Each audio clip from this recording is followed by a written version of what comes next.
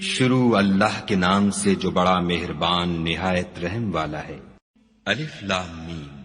خدا جو معبود برحق ہے، اس کے سوا کوئی عبادت کے لائق نہیں، زندہ ہمیشہ رہنے والا۔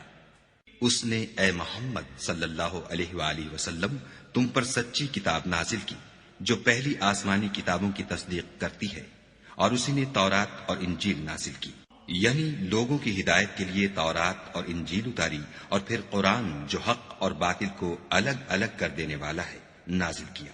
جو لوگ خدا کی آیتوں کا انکار کرتے ہیں ان کو سخت عذاب ہوگا، اور خدا زبردست اور بدلہ لینے والا ہے۔ خدا ایسا خبیر و بصیر ہے کہ کوئی چیز اس سے پوشیدہ نہیں، نہ زمین میں اور نہ آسمان میں۔ وہی تو ہے جو ماں کے پیٹ میں جیسی چاہتا ہے تمہاری صورتیں بناتا ہے، اس غالب حکمت والے کے سوا کوئی عبادت کے لائق نہیں۔ وہی تو ہے جس نے تم پر کتاب نازل کی جس کی بعض آیتیں محکم ہیں اور وہی اصل کتاب ہیں، اور بعض متشابہ ہیں۔ تو جن لوگوں کے دلوں میں کجی ہے وہ متشابہات کا اتباع کرتے ہیں تاکہ فتنہ برپا کریں اور مراد اصلی کا پتہ لگائیں، حالانکہ مراد اصلی خدا کے سوا کوئی نہیں جانتا۔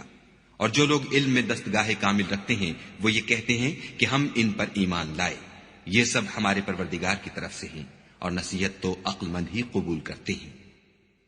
اے پروردگار، جب تو نے ہمیں ہدایت بخشی ہے تو اس کے بعد ہمارے دلوں میں کجی نہ پیدا کر دیجو، اور ہمیں اپنے ہاں سے نعمت عطا فرما، تو بڑا عطا فرمانے والا ہے۔